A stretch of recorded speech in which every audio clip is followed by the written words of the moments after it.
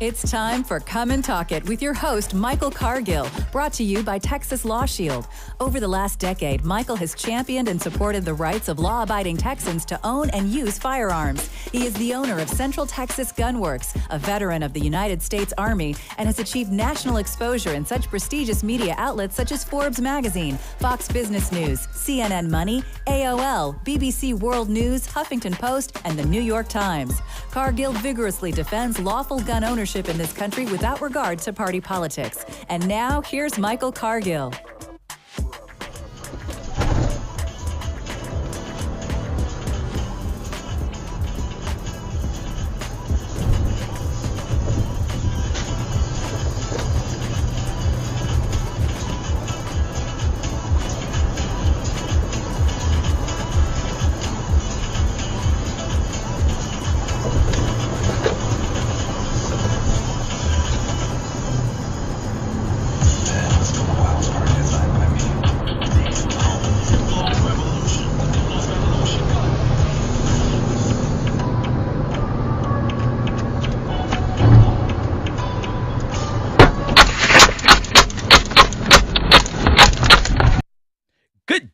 Austin, Texas, the live music capital of the world. Let's praise the Lord and pass the ammunition. All right, so today we got a lot to talk about, Zach, a lot to talk about. I want to talk about the SHOT Show, give an update on some of the new guns coming out of that. We have some breaking news coming out of the federal government. The ATF has been raiding and confiscating rare breed triggers.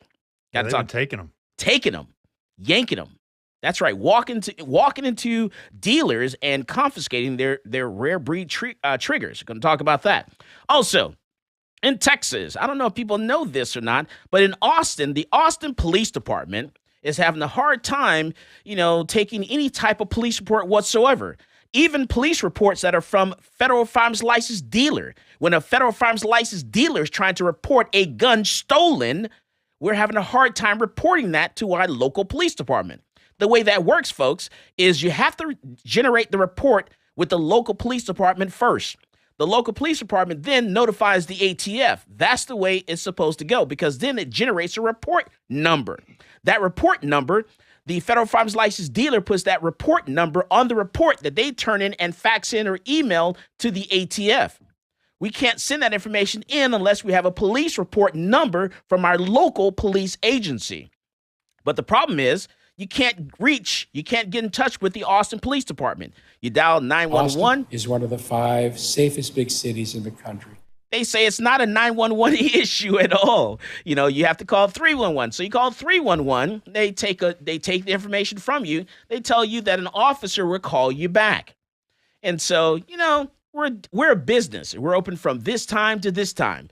Well, unfortunately, when they called me, guess what time they called me, Zach?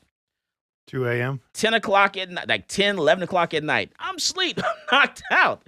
Man, this is crazy. And then the number they call you from, you try to call that number back, you can't. You can't call them back at all. So it's an ongoing problem. So we're having an issue with reporting stolen firearms, even from a federal firearms licensed dealer. Here's what the issue is. We had some guns that were being transported from a distributor to the gun store here in Texas. We're talking a box full of firearms. So the box shows up to the gun store. We open up the box. Inside the box, there are gun cases. We open up the gun cases. There are no guns inside the box. They've been stolen en route, with the carrier somewhere, and this originated from Kentucky. So anywhere from Kentucky to Texas, those guns were stolen.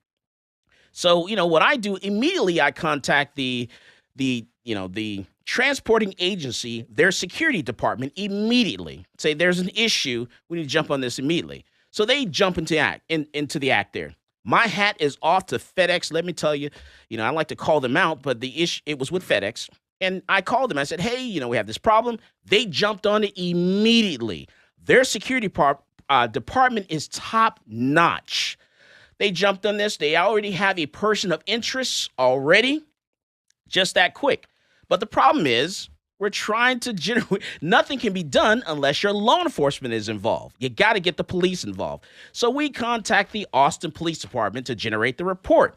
we have this issue of trying to generate the report. With all this defunding of the police, we don't have enough law enforcement. We're having this issue, and so guess what? Can't generate the report. We can't report guns that are being stolen. So there are guns out there on the road, in the streets, that are not supposed to be there. We got to track them down and get them turned in. We can't do this unless we get in touch with our law enforcement. They got to do their job. So we got to make sure they're doing their job. We got to make sure they're funded to do their job. And we got to hold them accountable if they don't do their job. All that plays into this. And so this is the issue that we're having. And then it goes back to, do you know, and I say this over and over and over again, gun stores, federal firearms licensed dealers have no way to verify if a gun has been reported stolen. This is another issue. Person walks into the gun store. They hand the dealer a firearm, say, hey, I need you to repair this gun. I want to sell this gun to you. There's no way that gun store can verify that gun's been reported stolen. No way at all. We have no system, nothing. We can't contact. We contact our local police agency. You can't really get in touch with them. You can't call 911. It's not an emergency. You call 311. They just take a report, and maybe someone will call you back. Maybe. Typically, they don't. So there's so many different issues with this, with what's going on. And I don't know if this is just a Texas problem. I don't know if it's an Austin problem, but I know it's a problem with federal firearms licensed dealer trying to get illegal guns off the street. We can't. It's a hard time of reporting them and a hard time of verifying if a gun's been reported stolen. These are issues that need to be addressed. We got to talk to our mayor, got to talk to our city council. We got to talk to our elected officials on the state level to let them know something needs to be done. Also, we have some breaking news coming out of the ATF there. So rare breed triggers are being confiscated. Zach, they're being confiscated. They're taking our rare breed triggers. What's going on with that, Zach? So the story is from the mouth of the rare breed trigger CEO. I think his name is Lawrence DeMonico. That's right. We've talked to him before on the show, I believe. We have? I think so.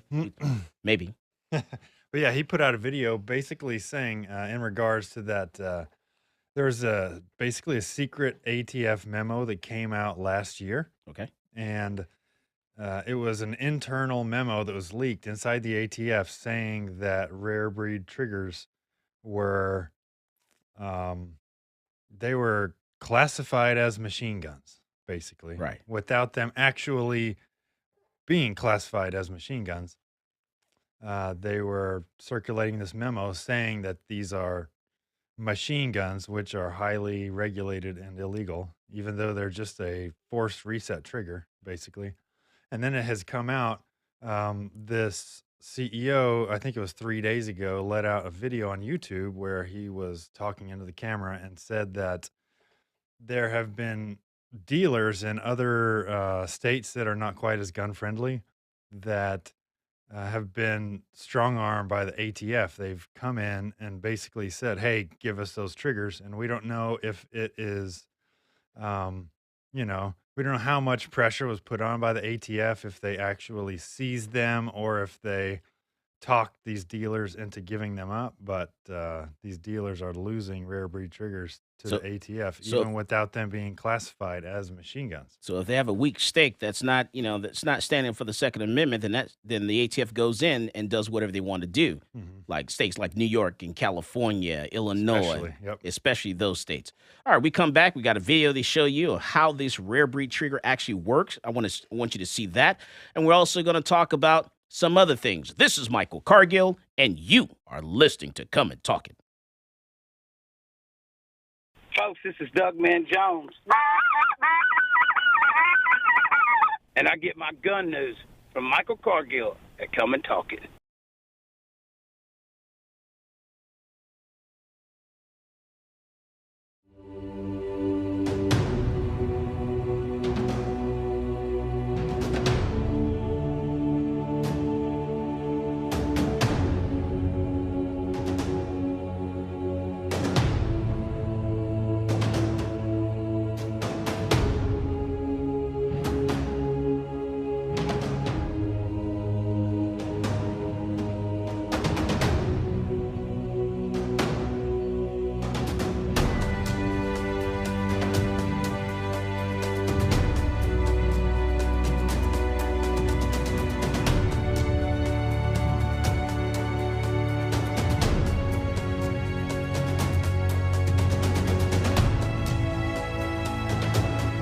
I'm a U.S. Army veteran with a strong sense of duty and respect for our system of government.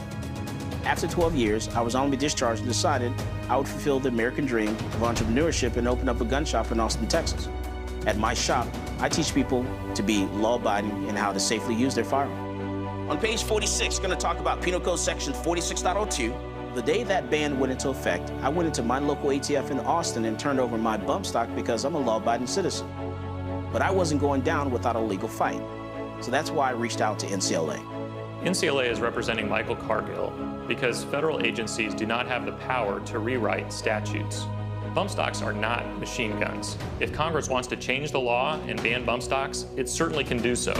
But we can't have the executive branch rewriting a statute and putting people in jail for up to 10 years. It's a problem because, this government agency has said, you know what, something that is legal is now illegal, and we're going to confiscate it from you, and we're not going to compensate you for it, and you're going to become a criminal. The goal of our case here is to tell the ATF that they can't get away with this kind of administrative lawmaking. This isn't constitutionally permissible, and this goes against everything that our nation was founded on. The bump stock ban turned innocent law-abiding citizens into criminals overnight, even though they were compliant with the statute. And that's not right. This case is not about where you stand on bump stocks. It's about the rule of law. It's about whether an agency can rewrite a statute and turn a law-abiding citizen into a criminal. If the ATF can ban bump stocks, any agency can ban anything.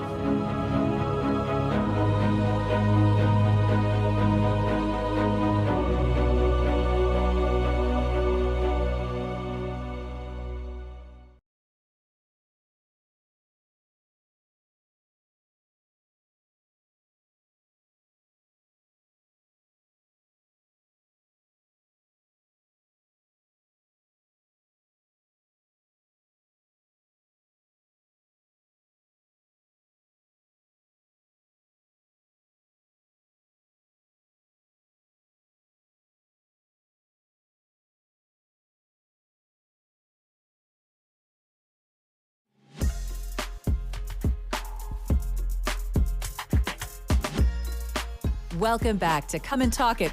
And now here's Michael Cargill. Right. That's right. So we got an update for you for the SHOT Show. Going to talk about that. Some new guns coming out of the SHOT Show. That's that big gun show, I call it, out of Las Vegas. All your distributors, your manufacturers, your dealers get together and they look at the new products that are coming out, try to test fire these products and all the good kind of stuff. So we're going to talk about that. What's new from the SHOT Show? Also, rare breed triggers. Man, let me tell you. So the ATF did go in and raid Big Daddy Unlimited. They went in and seized a few of their wide open trigger inventory there. That was done over the past week or past 2 weeks. That was done. And just so you know, there are other companies out there that produce reset triggers, not just, rare breed. So I got a video for you I want you to see. And this video is going to show you how the rare breed trigger actually works. I want you to take a look at this. All right, so and keep this in mind. We're talking about the federal government. So, and someone says, how does this work? How can the ATF walk in and seize property like that? Well, it doesn't. They can do whatever they want. It doesn't have to be legal. So they walk in, they seize the property, even though what they did, they didn't have the right to do that. You're going to have to get an attorney. You're going to have to go to court. And you're going to have to fight this case all the way through, however far it goes, to get that product back. And there's no consequences for them going in and doing this at all. That's how our system is set up.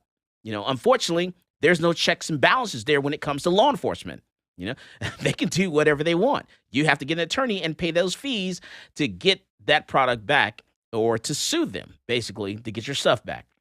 But take a look at this video of how the rare breed trigger actually works. Okay, I'm going to start with a standard mil-spec trigger. With the bolt locked, round in the chamber, and safety off, the cycle of operation begins as the shooter squeezes the trigger. The round fires. As the round passes the gas port, most of the gas is vented through the gas tube and begins the process of sending the bolt to the rear. When that process starts, the bolt unlocks. The empty brass is then extracted from the chamber and ejected from the firearm. As the bolt moves to the rear, it cocks the hammer. At this point, the shooter may continue to hold the trigger to the rear or release some of the rearward pressure and allow the trigger to reset. As the spring behind the buffer pushes the bolt forward, a new round is stripped from the magazine. That new round is then forced into the chamber. As the bolt is fully closed, it locks into place and the cycle is ready to be repeated. And now for the FRT. With the bolt locked, round in the chamber, and safety off, the cycle of operation begins as the shooter squeezes the trigger. The round fires. As the round passes the gas port, most of that gas is vented through the gas tube and begins the process of sending the bolt to the rear. When that process starts, the bolt unlocks. The empty brass is then extracted from the chamber and ejected from the firearm. As the bolt moves to the rear, it cocks the hammer, which is the point in the cycle of operation where our FRT is different from a standard mil-spec trigger. In our patented design, as the bolt cocks the hammer forces a reset on the trigger, which pushes the shooter's finger forward. Simultaneously, as the trigger is forced into a reset, the locking bar pivots into position, mechanically locking the trigger, preventing it from functioning again until the cycle of operation is complete. As the spring behind the buffer pushes the bolt forward, a new round is stripped from the magazine. That new round is then forced into the chamber. As the bolt closes and locks into place, that locking bar disengages, which allows for the cycle to be repeated.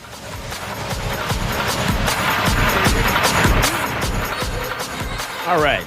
So that's how that trigger there works right there. So for those wondering, how in the world you do that, and a lot of people haven't heard of a reset trigger. They don't know what it's like to reset a trigger if you're new to shooting, without having some other device like a reset trigger. Basically, what we try to train people to do, if you're a new shooter, we try to get you to put your finger on the trigger and pull the slack back on the trigger. Once that slack stops, you hold it. Make sure you're looking at your front sight and your rear sight there, and then pull back on the trigger. The gun will actually fire. Now, once it fires, it discharges, just release the trigger a little bit until it resets. You'll hear a click. You'll feel a click in the trigger. Stop. Then you look at your sights again. Look at that front sight, rear sight, and then pull back on the trigger. That way you're not traveling the entire length of the trigger. So with the reset triggers there, it kind of does this a little faster for you. And so I guess the ATF has a problem with this. People do this. This is all about marksmanship. This is all about competition and things of that nature. We got to figure out we know the definition of a machine gun. There's some breaking news. We got some breaking news coming out of New Orleans there, where when it comes to the bump stock. But you know what? I'm gonna tell you about that after the next break, about the bump stock, because we got some new stuff with Michael Cargill versus the Department of Justice. That lawsuit has gone forward. It's now looking at that lawsuit to be heard before the entire Fifth Circuit there in New Orleans. And there's some stuff that came out of that just on Friday, late Friday. We got some word on some traction on that lawsuit. But before we talk about that, I want to talk about the SHOT Show. There are some new guns coming out of the SHOT Show. We got some new stuff, new products out there. Yep, and I am Matthew Crump Pollock of Central Texas Gunworks, dork behind the counter, firearm nerd extraordinaire. And so let's begin with the hottest part of the market, which would be the micro compact pistol. We're talking anywhere from about 4 inches to 3 inches tall up, about 3 inches in barrel length out to about 4, and anywhere from 0.75 inches in width, so a quarter of an inch in width, out to about 1 inch. Who's the manufacturer? Anyone from Springfield Armory, featuring Hellcat, Sig Sauer P365. These were the big names of 2021 Glock 43X. But now, a couple of newcomers to the deal.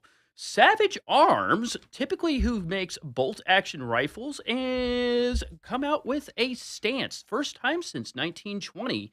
This is a single stack, so this takes on more of like the Ruger AC9S series of pistols at $479 MSRP, running single stacked, 0.96 inches wide, 7 rounds and 8 rounds. So it's kind of in that Glock 43 Ruger EC9S kind of series of pistols. Super compact, super slim, easy to conceal. Then, early 2022, we're talking about like almost the first week of January, Smith & Wesson dropped what's called the Charlie Sierra X-Ray. And this has taken on the most interesting set of pistols. We're talking Sig Sauer P938s and Kimber Micro 9s. This is a 1911 micro compact 9mm that has been 2011. What does that mean? Like the Staccato series of double stacked magazine 2011s, this has been double stacked out to 10 rounds in the flush fit magazine and 12 in the extended, in a standard capacity of 1911s in this size range of 7 rounds, maximum of 9. Typically, there are 6 rounds in the flush fit on these single stacks, which is unusual in this size range. Most of your 2011s typically are in the mid-size, so your EDXs by Wilson Combat, your Staccatos, or your full sizes, the most famous of which were the Power Ordnance Warthogs. Lastly, in this series of pistol lineups, Kel-Tec has just thumbed its nose at the Sig Sauer P365X, the Hellcat, and the Glock 43X48, making a handgun that is 0.88 inches wide, 14 ounces overall weight, holding 15 rounds, maximum of 9mm, in a optics-ready package for $425 MSRP. And which one is that again? The Kel-Tec P15. P15. But Kel-Tec has a problem getting guns out there, boy, I tell you. They are unicorns, and when they do come out, holy crud, is there a scramble. But we do have a saying in the gun world, and that is when the gun makers at Kel-Tec get together, they call up Betty requesting a gravy train of cocaine and a bunch of hookers. Because Kel-Tec, I mean, they have great guns, and we love them, and I tell you, they work great, but it's like, oh, yeah. If you can get them. Mm-hmm. That's and the thing. Yeah, their shenanigans don't end there. They have just extended the barrel length on that P50 pistol, which is the same folding pistol that takes the P90 mags of the FN and has turned it into a carbine with a folding stock. Quite unique. Nice. And I guess the other one now for rifles would be the biggest thing on the market, the Springfield Hellion. This bullpup coming out of Croatia has got the whole world by storm, and holy crud, are they going on Gunbroke for about $25,000. Wow. From the looks of it, it looks like somebody took a collaboration of a G36 and the FAMAS from France and an AR-15 and cobbled and kind of made them look like something out of Halo. We were looking almost like at the Halo battle rifle. All right, we come back from the break. We're gonna give a bump stock update. There's some breaking news coming out of New Orleans about the bump stock case, Cargill versus the federal government there, the Department of Justice, this current administration on bump stocks. Going to talk about that in the Fifth Circuit. This is Michael Cargill, and you are listening to Come and Talk It. Yo, what's going on, guys? It's Jack Jones here, and I get my gun news from Michael Cargill on Come and Talk It.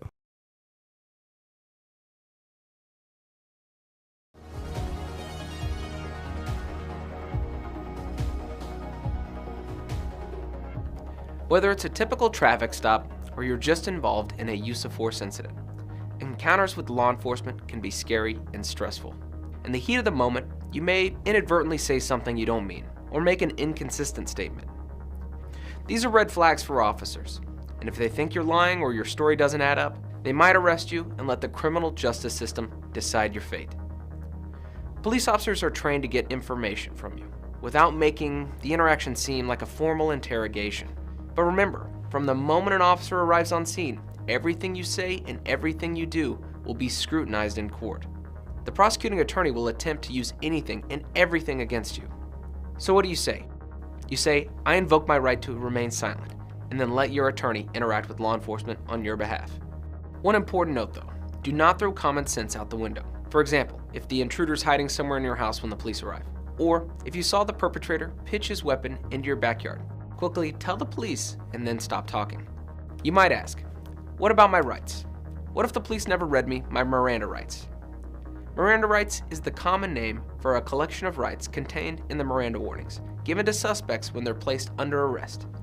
The warning comes from a 1966 Supreme Court case, Miranda v. Arizona. In that case, the court held that statements from a custodial interrogation would not be admissible unless proper procedural safeguards were in place to protect the defendant's Fifth Amendment rights. We've all seen these warnings on TV and movies. You have the right to remain silent. You have the right to have an attorney. Anything you say can and will be used against you in a court of law, and so on. So do police have to read you your rights? No. It's important to note that officers are not required to read you these rights unless you're in custody and subjected to interrogation.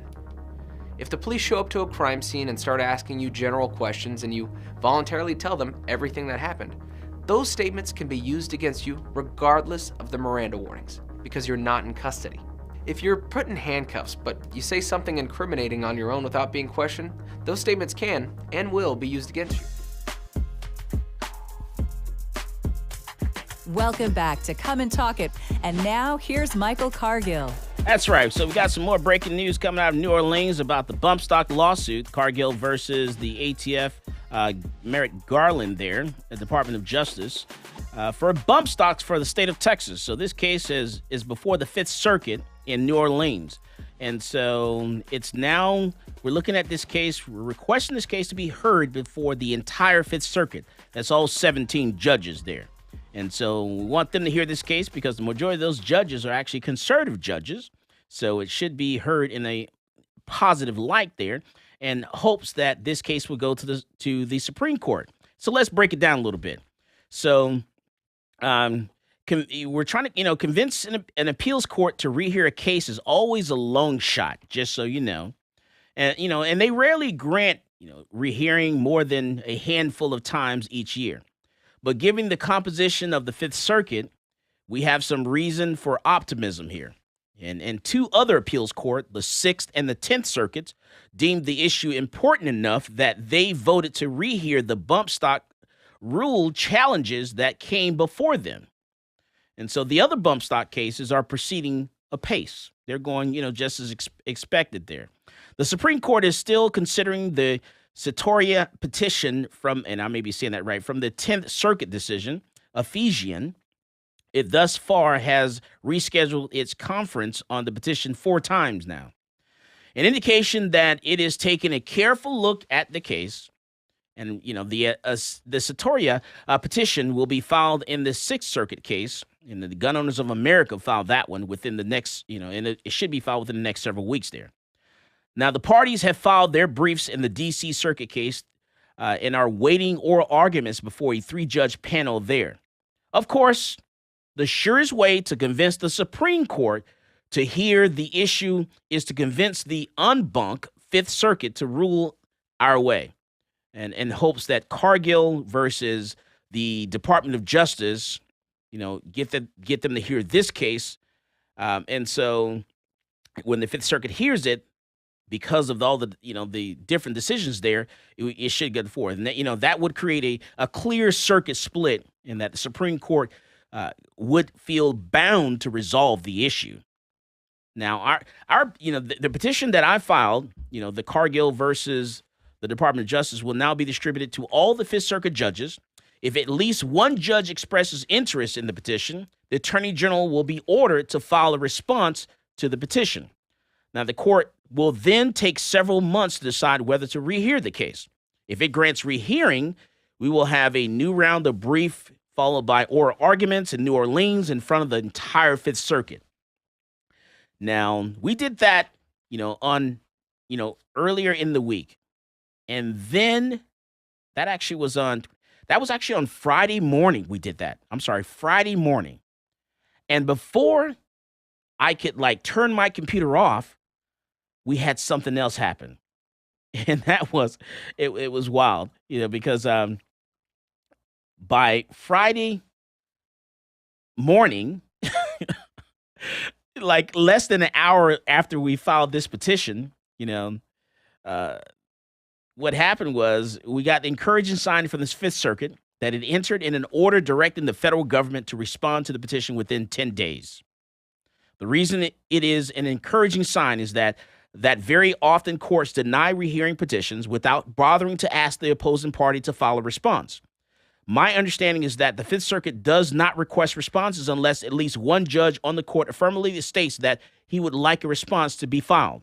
So the speed with which the court acted in this instance is an indication that one or more judges on the court have been keeping their eyes on this case and waiting for this petition to be filed.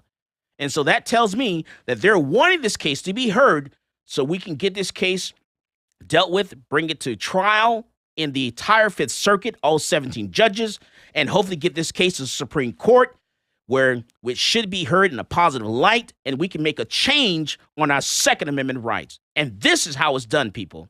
This is how you do it. This is how you fight the system. This is how you fight the man. You take him to court, and you push it all the way to the top, to the Supreme Court. And that's what we're doing.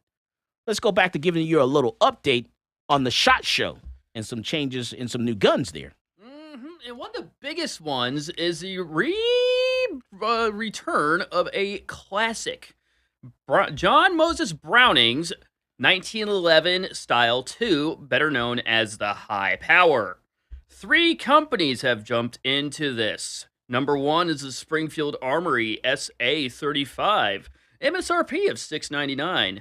The Gearson European American Armory, this is a Turkish one, oddly enough, actually is running on our website on back order available at $543.16. And last but not least is the Fabrique Nationale Herstal, which is an oddball because according to most people and best sources provided, the Springfield Armory and the Turkish ones are compatible with original Browning high-power parts. FN, your pistol break, your pistol go back to FN, and you pay FN prices. FN is not cheap. They are really not. No, they are expensive. Oh, and out of Smith & Wesson. So the newest thing to come out for 2021, about December, October, November-ish, was the Shield Plus. This was a 10+1, 13+1 double-stacked version of their MMP 2.0. But the unique part was not the actual magazine, not just the magazine capacity itself. It was a re-envisioning of their trigger, going from their standard double-jointed to a blade style similar to Glock. Well, from the looks of it, they have taken that blade style and have gone all the way to making every single one their new pistols that standard blade style configuration in favor of the classic jointed trigger, which is a bit awkward to run for most people. They actually tend to change it out to either Apex, Salient, something else where they get that blade. Now, for rifles. If you live in California, let me tell you, you can rejoice. You can officially get a MagFed drop-free AR-10 with adjustable buttstock and a removable muzzle device because the company known as Bushmaster, now fully back up and running thanks to Franklin Armory, has made a straight pull AR-10. They're using a spring-assisted bolt carrier system similar to, say, an AR-10 running on gas, but instead of using standard gas to operate the bolt, you just pull that bolt back and a spring throws it forward, meaning it's just a bolt-action rifle, so it doesn't fall under the Silly Assault Weapons California ban.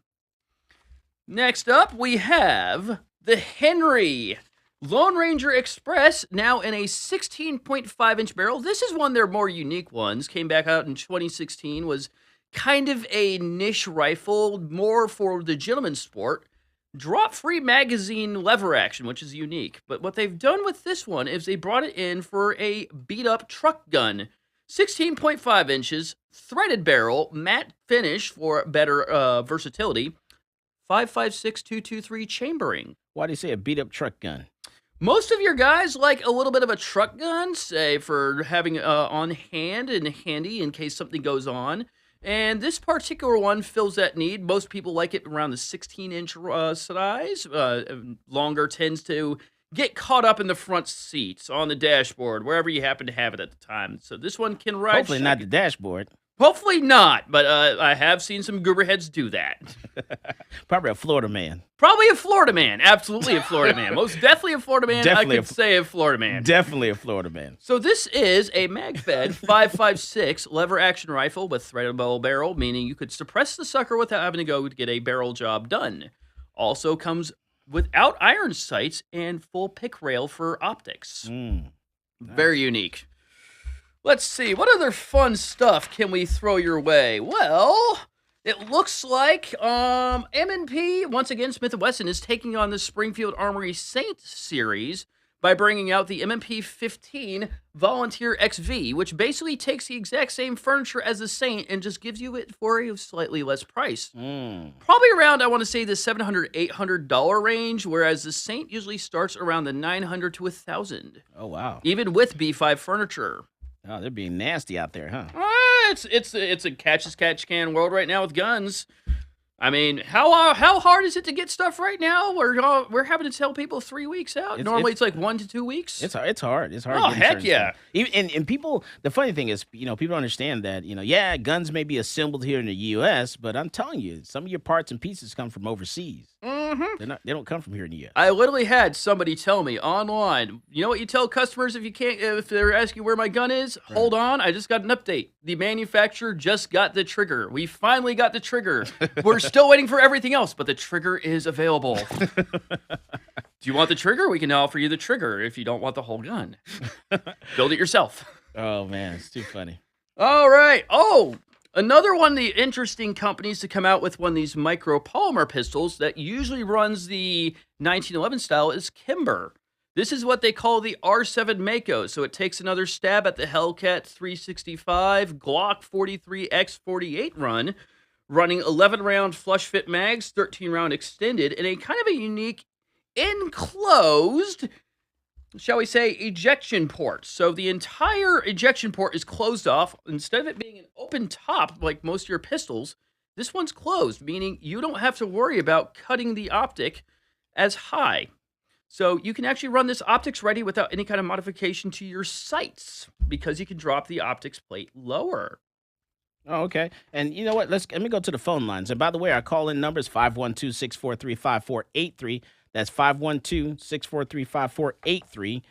512-643-LIVE. Hey, Jeff, you're on with Come and Talking. Yeah, hey, Michael. What's going on, Jeff? What you got there? Hey, great show as usual. I got a few talking points here if you got some time. Yeah, go ahead. So this P50, is that a Croatia? The P50 is U.S. made. It's the Hellion, the Springfield Hellion. That is the Croatian-made firearm based on their bullpup assault rifle design, the VHS, which is their military rifle. So it's kind of our civilian version. We don't like that with that word, assault rifle. All right, that's the Hellion? Yeah, the Springfield Hellion, yes. And I've seen these. Oh, yeah. I don't know where Springfield comes up with these names. I would have just called it the Springfield VHS special. Assault is a verb. Yes, assault is a verb. But go ahead. It's a noun, too, for some people. But what about this Fifth Circuit thing, man? Like, is there any way for us to support that? Like, is it a petition or anything? Well, we'll see. We'll see what happens later on as we get close to the Supreme Court. May turn around and jump out there and ask for some support, maybe ask for some donations. We'll see as we get there because we're going to have to make it to the Supreme Court. And that's going to be really big and really important. Appeals, it's got to go to appeals before it gets to the Supreme Court? So once it's got to finish the appellate court here in the Fifth Circuit and heard in front of the entire court. And then once we get the ruling from that, then we hope that the Supreme Court picks it up and pulls it, and says, hey, we're going to hear this before the Supreme Court. They can hear our case or they can choose to hear another case. They got to decide which one they're going to hear. Well, it's Cargill versus DOJ, right? That's one of the cases. That's one of 3 or 4 cases. All right. Well, there's people who are on board with that. And all right. So then the other thing I wanted to just mention real quick, Michelle Liu and then Judy Wen. What do you think about them? Michelle Liu and Judy Wen. Who's that? The governor of Boston, Massachusetts or whatever, Michelle. Okay. You mentioned her. All right. And what about her? With the storms they're getting in, you think she's handling it well enough? Because I've got friends out there, and they're not quite too sure about it. I tell you what, give me a minute. Let me take a look at that. Hold on, don't go anywhere. We'll come back to you. This is Michael Cargill, and you are listening to Come and Talking. Hi, this is Stephen Williford, the Barefoot Defender. I get my global gun news from Michael Cargill at Come and Talk It.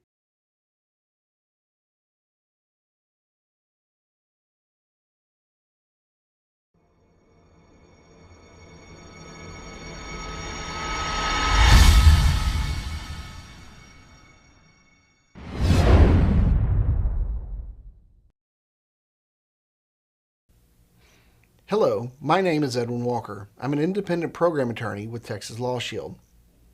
I want to talk to you today about an issue that we see on a daily basis. In fact, you yourself will encounter it on a daily basis, and that is the subject of road rage. I am sure that you have all seen road rage. You may have actually been involved in a road rage incident.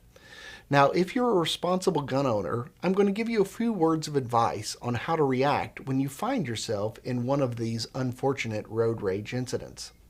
While on the roadways, we all observe something that makes us upset. Whether it's poor driving, unsafe driving, or just simply somebody being very discourteous. By all means, you should restrain yourself from engaging that person and telling them how bad their actions were, because this can be perceived as an act of road rage. If you're a lawful gun owner, you have a firearm in your vehicle, you do not want to be viewed as the aggressor in a road rage situation. Now, with regard to a situation where an individual has chosen to rage against you, and you are the actual victim of the road rage, if you and the other individuals are still in their automobiles, do not use your firearm to respond to any of the rager's activities. This is because law enforcement views the fact that you're both still safely in your metal boxes as removing any threat of immediacy that you may be harmed. So please, if you have a gun, somebody is raging against you, forget you have a gun.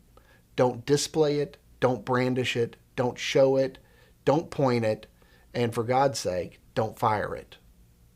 This could result in a lot of trouble for you. Now let's look at a situation where a road rage incident has escalated. It has escalated to the point where one of the participants has actually gotten out of their vehicle. We recommend that you stay in your vehicle at all times. Do not exit your vehicle, because the person who exits their vehicle is going to be looked at as the aggressor. If the other individual has exited their vehicle, and they are not in contact with your vehicle, and they do not have a weapon, then do not feel that you can display your weapon in an act of self-defense.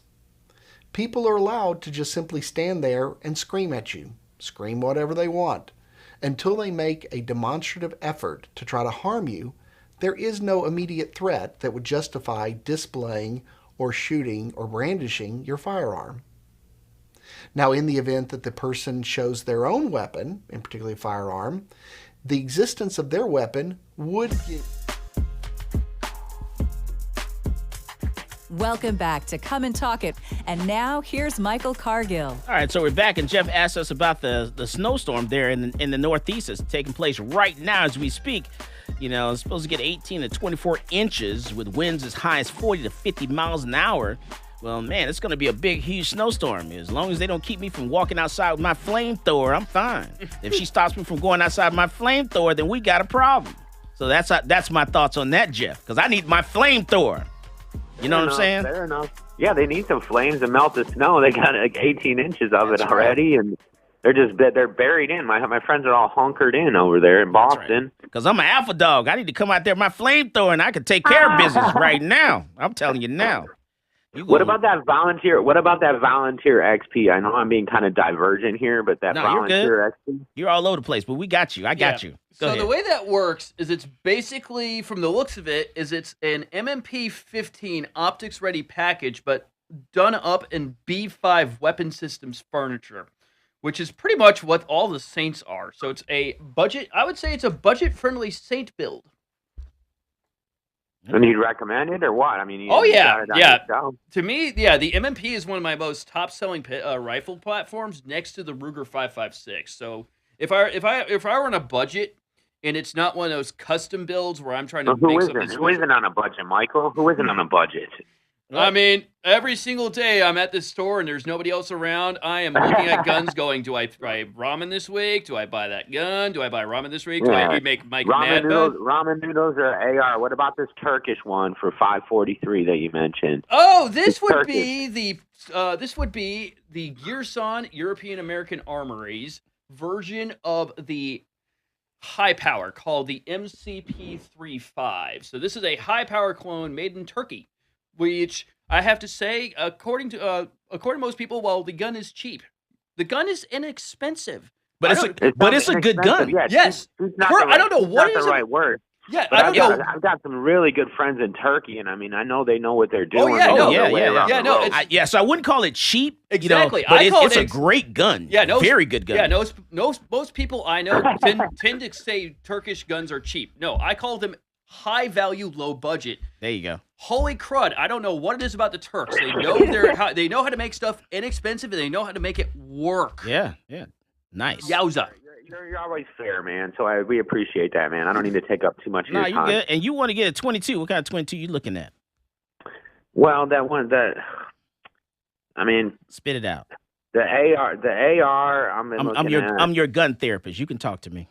Go ahead. The AR I've been looking at, but it's more for target practice, really, and then because I want a smaller caliber type of thing, and I've got larger caliber stuff that I don't really like to even take them out of the gun locker. Oh, I feel you there. Now you're talking dirty. All right, you don't want to use a bigger caliber. Yeah, you want to I use a feel you smaller there. caliber. All right, Yeah. we got you. All right.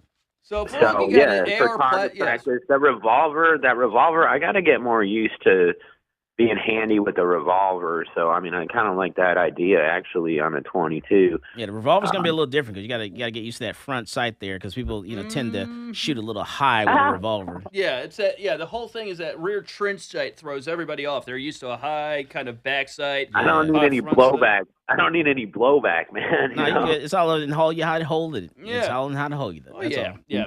So, there are actually a couple of options now coming out in the 22 circuit. Diamondbacks come out something unusual called the Sidekick. And this is a 9-shot, 22 long rifle, 22 Winchester Magnum rimfire. It's a standard kind of double-action to single-action revolver, similar to what you would see on the market today in like the Ruger LCR, the Smith & Wesson 686 series. But it looks like an old Wild West revolver. So they've actually designed it that it looks like something out of a John Wayne film. No joke. No joke. Okay. So you can work with that. Yeah. So what the portion that would be the ejector rod on a standard Wild West gun, that's actually the takedown lever. So what you do is you push that forward instead of pulling it back, and the whole cylinder slides out. And where the actual locking lug pin is, that's your ejector rod. So they've kind of made it a little bit of a unique spin on both. I would say it stopper on it because I need a stop. It's got a stopper. Stopper? You mean something like a transfer bar to keep the rounds? I don't know what that is. You use a lot of terminology that some people don't understand who are not experts in the subject. What's a stopper rod? What is that? Oh, the ejector rod. So on a old Wild West revolver, you have the ejector rod that you manually push backwards to force spent casings out the side of the cylinder. Because on the old Wild West revolver, the cylinder never actually rotated out of the frame. It was always locked in the frame. You would load each bullet individually into the cylinder, and then to eject each bullet out of the cylinder, you'd push back on the ejector rod.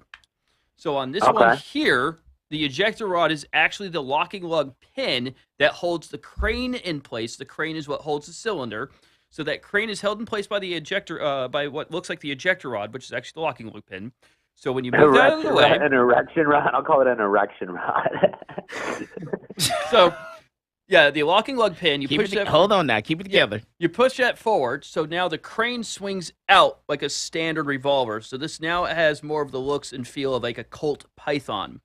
By the way, the Colt Python has just dropped with a 3-inch barrel, silver polished stainless steel. Holy crud, that's nice. $14.99 for that bad boy.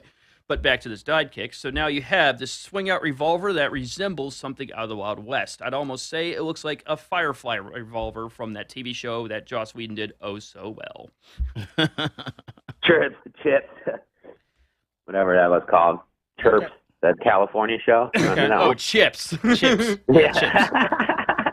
So if you're looking for a classic cowboy revolver just to bang away with and have fun with, Ruger has just announced the Bird's Head grip version of their Wrangler.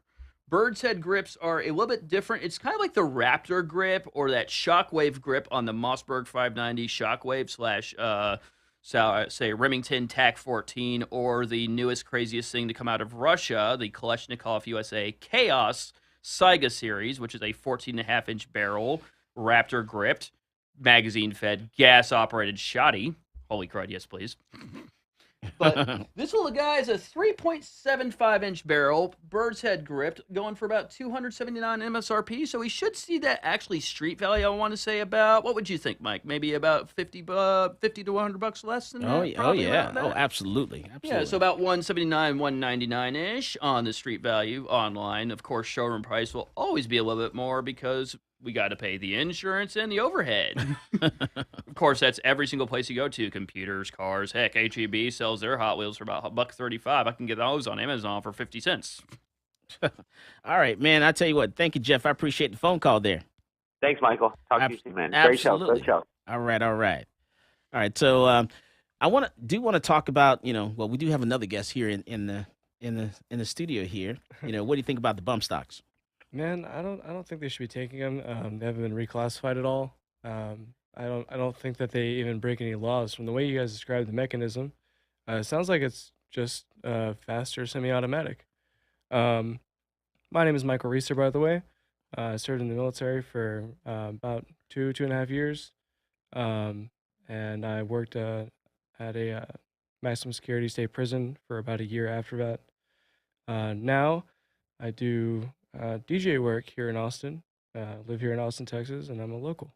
Yeah, you Pleasure to meet all you guys. Gotta be careful about them DJs, man, because that stabbing that happened last week was, man, about some bouncers in Austin. Got to be careful. Yep. Yeah. It was, yikes. It was a crazier place too, especially during quarantine. We even had several homeless people jump a bar and stab a bartender down there over some alcohol. Really? Yeah. Oh man, you got to be careful downtown Austin. Sure, man. Get stabbed. Get stabbed by the homeless. Get stabbed by the door people. Yep. Stay away from that 512. I'm telling you now. There was that shooting down there when they had the rat rob between that. Was it the 14, 19, and a 17-year-old? Yeah. It gets crazy down there. Yeah. So the Capitol rioter asked the court for lenient sentence, arguing that he already suffered by losing work and access to Airbnb and his TSA pre-check status. So we'll get a little update on that and some other stories there. I want to talk about this Florida man, because there's always a Florida man in the news. We have a Florida man, and I want to talk about this shooting where he was inside his vehicle. And there's a little road rage incident there where another car threw a bottle at his vehicle. So he decided to pull his gun out once again. Another Florida man pulls his gun out and shoots through his own windshield and side windshield at the other vehicle. Of course, not hitting the vehicle at all. and of course, he's facing charges now. Of course. And of course, this was in Florida. Once again, Florida man. By the way, home of Keltec, which makes a whole lot of sense of why their guns are so crazy. We come back from the break, talk about that and more. This is Michael Cargill, and you are listening to Come and Talk It. Peace, this is Maj Toure. You're listening to Come and Talk It Radio with Michael Cargill.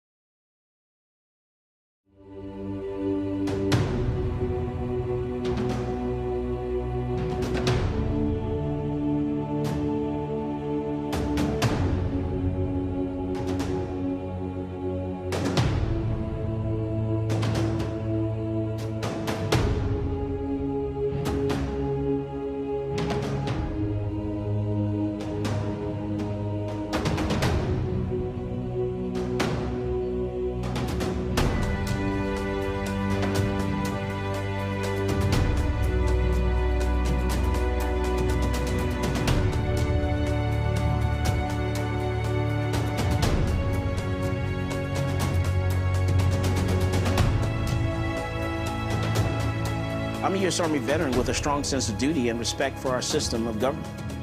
After 12 years, I was honorably discharged and decided I would fulfill the American dream of entrepreneurship and open up a gun shop in Austin, Texas. At my shop, I teach people to be law-abiding and how to safely use their firearm. On page 46, we're going to talk about Penal Code Section 46.02. The day that ban went into effect, I went into my local ATF in Austin and turned over my bump stock because I'm a law-abiding citizen. But I wasn't going down without a legal fight. So that's why I reached out to NCLA. NCLA is representing Michael Cargill because federal agencies do not have the power to rewrite statutes. Bump stocks are not machine guns. If Congress wants to change the law and ban bump stocks, it certainly can do so. But we can't have the executive branch rewriting a statute and putting people in jail for up to 10 years. It's a problem because, this government agency has said, you know what, something that is legal is now illegal, and we're going to confiscate it from you, and we're not going to compensate you for it, and you're going to become a criminal. The goal of our case here is to tell the ATF that they can't get away with this kind of administrative lawmaking. This isn't constitutionally permissible, and this goes against everything that our nation was founded on. The bump stock ban turned innocent law-abiding citizens into criminals overnight, even though they were compliant with the statute. And that's not right. This case is not about where you stand on bump stocks. It's about the rule of law. It's about whether an agency can rewrite a statute and turn a law-abiding citizen into a criminal. If the ATF can ban bump stocks, any agency can ban anything.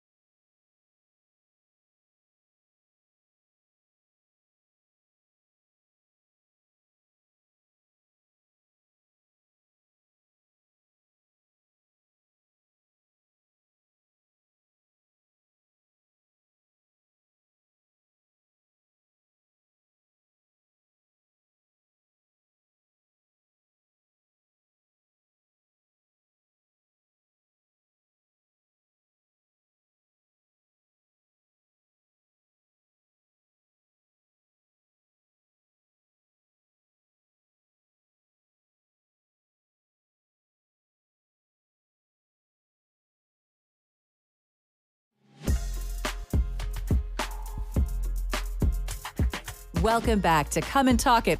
And now here's Michael Cargill. All right, we're back. Let's talk about ATF eForms. ATF eForms. It is live and working great for the Form 4s.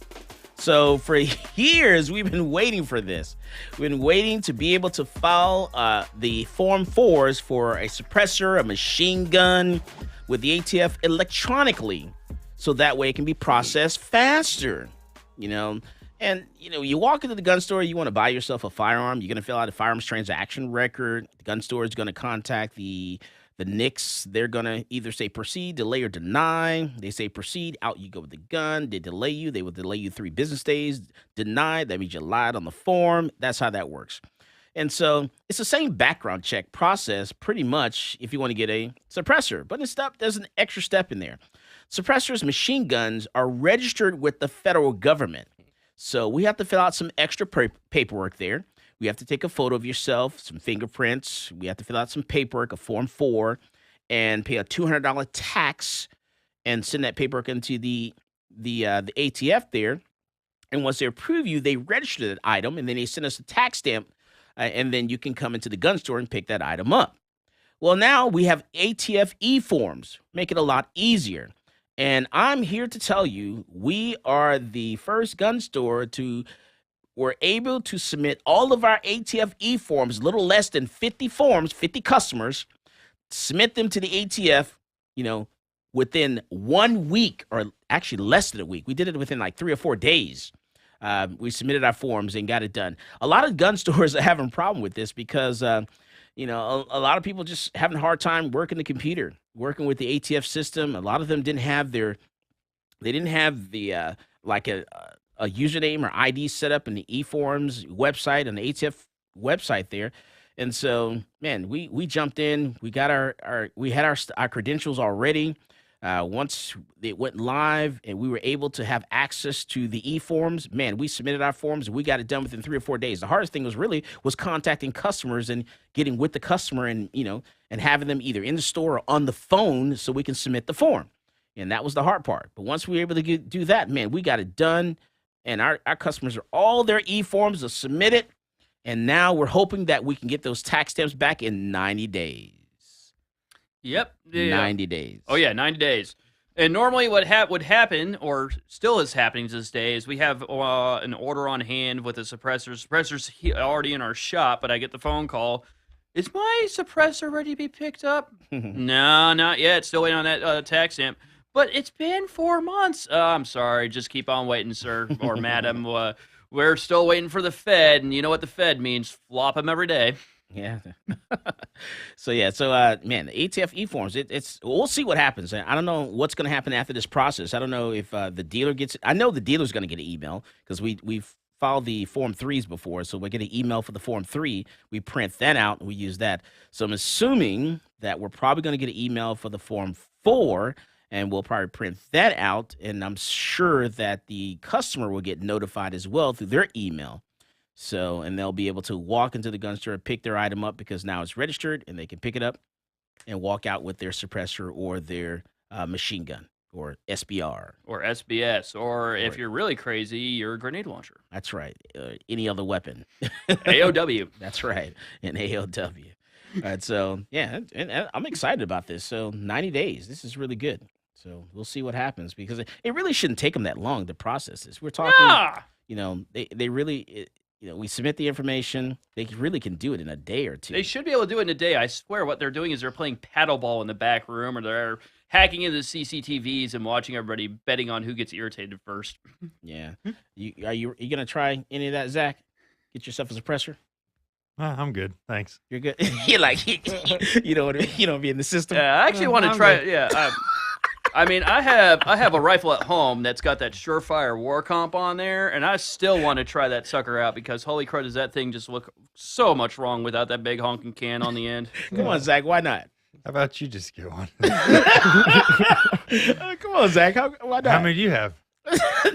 They're registered to Central Texas Gunworks. How many do you have, Matthew? I would like as many as I want. As a matter of fact, I'd love for all the Army Navy surplus stores to be able to be the size of airports, and you can buy a tank out the back. You can always get it and let it stay at the store, and then just go to the range when you want to. Exactly. Zach said, I don't like this. You like that? I don't like this. Zach is like, tell me why. I need to know why, Zach. Why? I don't like the sound of this. Why? Tell me. Why? I'm good. Come on, tell me. I got earmuffs. Inquiring minds want to know. I got earmuffs. They work great. You don't want to get into that suppressor? Why do I need that? Machine gun? Why do I need that? Short barrel rifle? What do I need that for? Short barrel shotgun. Freedom. Hey, isn't that a, what are those, the Mossberg that they make with that bird's head grip? Shockwave? No, that's just a standard. That's just a non-FA firearm. Yeah, close enough. Right? It's another, but it's not an SBS. Basically, not really. You modify the back end of that thing, and you're illegally manufacturing your own modified firearm. I'm not talking about modifying the back end of it. You're just talking about keeping it like it is. Yeah. All right. Yeah, you can do that. That's fine. All right. But you see, I would rather go down to about, say, a 10. I'd rather find myself a Cerebro Super Shorty with a 5-inch barrel. How much is that going to cost you? I would probably say if you can find one on the market, probably about $15,000 right now because Cerebro stopped All making right, them. let me stop you there. I don't even want to hear. thank you. I don't even want to hear about it. I would like to say this. I think that to me personally, and this is the opinion. This is not the opinions of the shop. This is the opinions of the moron behind the counter again. But machine gun, short barrel shotgun, short barrel rifles, and suppressors should all be the way that Europeans treat suppressors, or as I call them, gentlemanly sound reduction devices. Over-the-counter medication, please. Yes, just file the same form you would do to pick up a standard firearm because that's all they really are. Yeah, sounds. That's what really the way it should be. That's really the way it should be. It really is. It really should be that way. All right, let's go to Florida. Let's talk about the Florida men. You know how Florida men love to record the stupid things they do? They love to use their dash cams and record their dash cams, and then they love to upload them and share them online. We see this once before. Hey, Mike, wasn't that like that same story you always tell in license to carry class and on I-35? Wasn't that a Florida man who was traveling through our state doing that? So once again, we have a Florida man, and we got a video of it, this dash cam video here, where nearly a dozen shots were fired by one driver in an apparent road rage dispute in North Miami, Florida. The shooter told the Florida Highway Patrol that he shot because he thought the other driver had a gun. Well, when two cars were on the side of the road, one riddled with bullets on the southbound lanes of Interstate 95 there, the driver who fired the shots, a 30-year-old Eric Popper of Deerfield Beach, Florida, and the dash camera that caught everything was in his vehicle.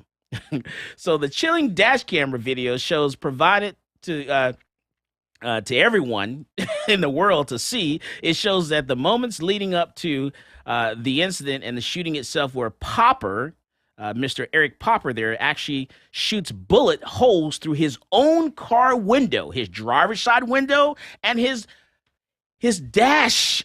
He actually fires through his own dash. Shoots through his own windshield. His own windshield. And his own dashboard? Man, he shoots at dashboard, windshield. He's just blindly bending down. It's almost like shooting at an angle. I don't know what he was doing. I'm surprised he didn't break anything in his engine block doing that. I'm surprised he didn't shoot innocent people. That too. Because it was also at the time when there were vehicles on the road on a busy Interstate 95. And so this guy's just firing rounds. Investigators say that Popper, Mr. Eric Popper there, was driving a black Toyota Venza around 6:53 a.m. in the morning. And when he changed lanes in front of another car and abruptly cut the driver off. So when the victim honked his horn, Popper then, heard it. He's heard saying the F word there on his dash camera, and he brake checks the guy. So he cuts his car off, and the car honks at him, and then he brakes checks him. It's like, what? Really? Listen, let stuff go. What is it that people have to engage and do things like that? Why do you have to do things back? You did something wrong, accept that you did something wrong and continue on and just let it go and get on down the road. It's not that serious. Or maybe even give them a wave. Yeah, my bad. That. Oopsie. Sorry. Oopsie. Sorry. I try to do that a lot. Yeah, whenever somebody lets me merge, I just put my hand up. Thanks. Isn't that like the universal symbol in Texas as well for like thanks? Like you put your hand up crossing the street, like thanks for waiting. That's like pretty universal, I would say. And when you're looking at the video here, you can see this guy, man. this guy's like he's seen taking a handgun from the center console, pointing it towards the driver's door, and then when the defendant began to pass the victim on the right side there, he pointed the handgun towards his right front passenger door, and seconds later, man, he's just boom, he's opening fire. He shoots the passenger side window, his own window. He shoots out of his own dash. Man, he's just reeling bullets all over the place. He had to just have such bad hearing damage after that, too. Oh, yeah. Inside the car with the windows down. A complete idiot. $20 said this guy never took a class for Florida license to carry, or doesn't even have a license to carry in Florida. About that. No training, just no sense. Never sat in the classroom. Just thought that this is a smart thing to do. I'm just gonna drive down the road and start firing shots at someone. You know what? When it comes to you pulling out your gun and to use it, what does the law says? It has to be either aggravated kidnapping, murder, sexual assault, aggravated sexual assault, robbery, aggravated robbery. Either someone's they're committing arson, burglary, robbery, aggravated robbery, theft in the nighttime, or criminal mischief at night. They're attempting to enter or remove you from your home, your vehicle, your place of business. If it's not one of those, don't ever pull that gun out. This is Michael Cargill, and you are listening to Come and Talk It. This is Coley Noir, and you're listening to Come and Talk It with Michael Cargill.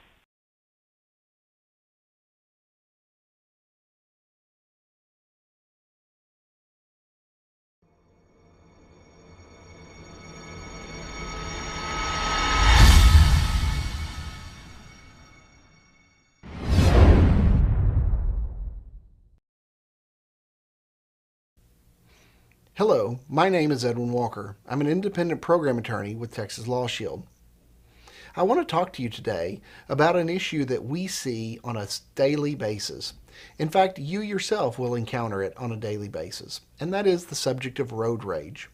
I am sure that you have all seen road rage. You may have actually been involved in a road rage incident. Now, if you're a responsible gun owner, I'm going to give you a few words of advice on how to react when you find yourself in one of these unfortunate road rage incidents. While on the roadways, we all observe something that makes us upset. Whether it's poor driving, unsafe driving, or just simply somebody being very discourteous. By all means, you should restrain yourself from engaging that person and telling them how bad their actions were, because this can be perceived as an act of road rage. If you're a lawful gun owner, you have a firearm in your vehicle, you do not want to be viewed as the aggressor in a road rage situation. Now, with regard to a situation where an individual has chosen to rage against you, and you are the actual victim of the road rage, if you and the other individuals are still in their automobiles, do not use your firearm to respond to any of the rager's activities. This is because law enforcement views the fact that you're both still safely in your metal boxes as removing any threat of immediacy that you may be harmed. So please, if you have a gun, somebody is raging against you, forget you have a gun. Don't display it, don't brandish it, don't show it, don't point it, and for God's sake, don't fire it. This could result in a lot of trouble for you. Now let's look at a situation where a road rage incident has escalated. It has escalated to the point where one of the participants has actually gotten out of their vehicle. We recommend that you stay in your vehicle at all times. Do not exit your vehicle, because the person who exits their vehicle is going to be looked at as the aggressor. If the other individual has exited their vehicle and they are not in contact with your vehicle and they do not have a weapon, then do not feel that you can display your weapon in an act of self-defense. People are allowed to just simply stand there and scream at you, scream whatever they want. Until they make a demonstrative effort to try to harm you, there is no immediate threat that would justify displaying or shooting or brandishing your firearm. Now, in the event that the person shows their own weapon, in particular a firearm, the existence of their weapon would give you reasonable belief that there was an immediate threat. Welcome back to Come and Talk It. And now here's Michael Cargill. All right, so San Jose, California is the first U.S. city to mandate gun owners carry insurance and pay a fee. Insurance. So San Jose firearms owners will soon be bound by a new gun law there, and they got to carry insurance if they want to carry a firearm. Liability insurance. It is mandatory. That's crazy. I encourage people to get some type of legal plan just for your own personal peace of mind there. And mainly because you get a legal plan because once you have to defend yourself, you have to fight. Now you're dealing with the legal system. You're dealing with law enforcement. You're dealing with the court system, and all that stuff. You're dealing with bail. You're needing someone to bail you out of jail, all those things. And so it comes to that, I encourage you to get some type of legal system for that. Because, once you defend yourself, even though you may be right, there's still a strong possibility you're going to be arrested, fingerprinted, booked, spend the night in jail to bail yourself out of jail. You pull that gun out and use it, you're talking about a $20,000 bullet is what it's going to cost you. So it's important to have some type of legal plan, and so that's why we recommend people use U.S. Law Shield for that. Because I'm telling you now, we get phone calls every single week. People walk to the gun store, they give us a call, they've never stepped foot in the store before, and all of a sudden, they get some type of charge, and they decide to call us, now. You didn't come to class before, and now you have this charge. Now you want our assistance and our help. Unfortunately, we are not attorneys. We cannot give you legal advice. So all I'm going to do is refer you to U.S. Law Shield. The first thing I'm going to ask, did you take a class? Yes or no? Next thing I'm going to ask, do you have some type of legal plan? If you don't have a legal plan, you need to get one, and it's going to cost you now. It doesn't matter. You didn't have a legal plan before, it's going to cost you. You're looking at $20,000 to defend yourself just to fight one particular case. That's what's going to cost you.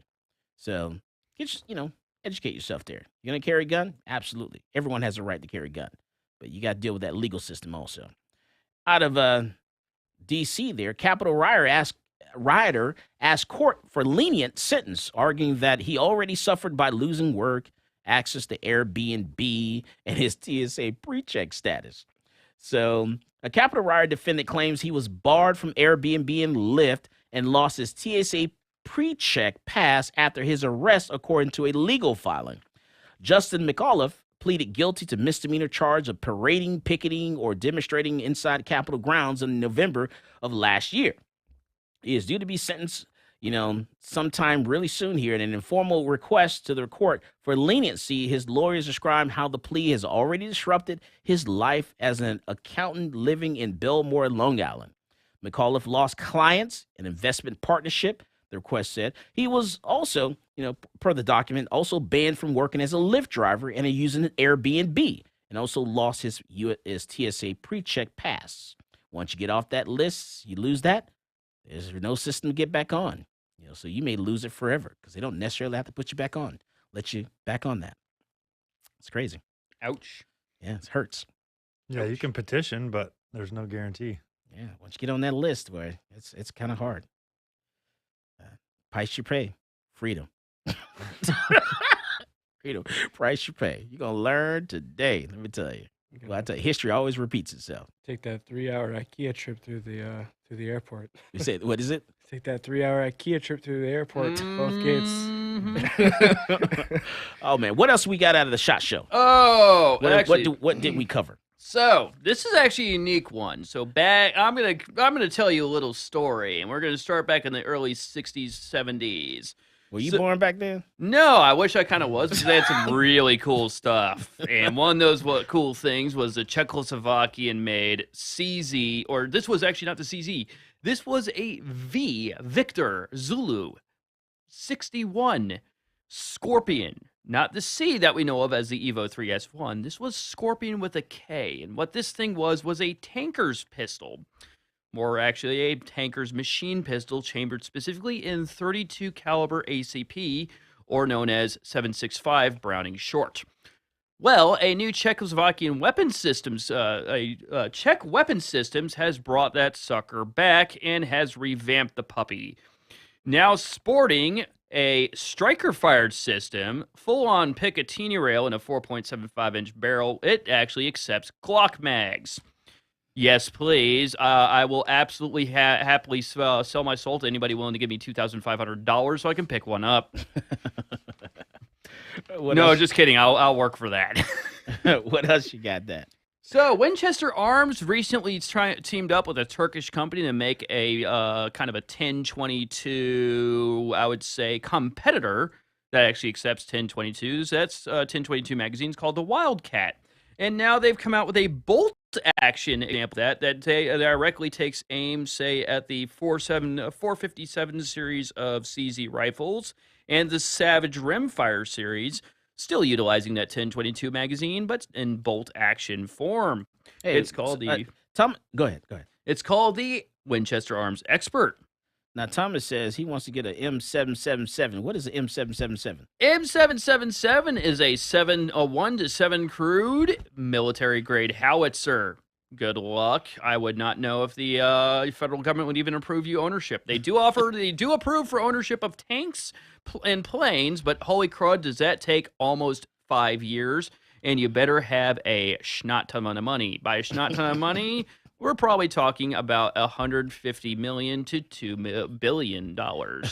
And he also says he wants to get a Desert Eagle 44 Magnum Black fiber optic sights. We can definitely order that in. They are on back order, and I would have to look up the proper universal product code for that and give you a kind of a good price tag. Estimated time of arrival, unknown at this time. I think last I checked, all the made-to-order stuff was actually taking a year plus for Desert Eagle for Magnum Research to take care of. And these were the custom jobs people were requesting direct. Michael, what do you think about all this gun talk? I mean, I'm all for it, man. I grew up around guns. I've used weapons in the past. It's something that I think people should talk about. It's something that the government seems to not be taking so seriously and encroaching upon things. And there's a lot of people that are backing down from it and not really addressing it. So I think it's interesting that people continue to push that right, because it is very important. And I mean, stupid stuff can happen to anybody anytime, and it's better to be safe than sorry or prepared. They'd rather than see something like that go down in front of you and not be able to do something about it, or even protect yourself. All right. It's very, very important that things like this get discussed and informed, like safely by experts. And it's better that people get this information from people like you and people like your friend over here who have been doing this for quite some time. And Zach, man, what did I forget? Did I forget anything, Zach? Did I miss anything? Not too much, no. I covered it all. I think so. Did I wrap it all up? I would think so. All right, so I do want to talk about man, what is it? New York. There's a case out of New York where a college student is indicted on over 300 counts of allegedly selling guns to an undercover officer. So Shakur Rodriguez, 23 years old, trafficked guns and ammunition to New York City and sold 73 firearms to an undercover police officer. And the Bronx District Attorney said they had filed charges against this guy. So they've hit him with 304 counts, 2 indictments, including charges of criminal sale of a firearm and criminal possession of a firearm in the Bronx District Attorney's Office. They announced that this past Wednesday. And that's important because New York has a law that they passed. The governor signed this into law where, if a gun winds up in New York, illegally, using a crime, that New York can actually file a lawsuit against the dealer, the gun store, that sold the gun initially, and also the distributor and also the manufacturer. They can sue everyone along in the lines there when that gun steps foot in New York illegally. And so you're talking 304 counts of firearms there. So that means that they're eventually going to come after 304 dealers and some distributors and manufacturers. So they can push us all the way back to the manufacturers as a state. That's what they're saying. That is They can ridiculous. try. So I mean, think about that. You have a car. You drive in New York. You have a car accident. You hit someone in New York.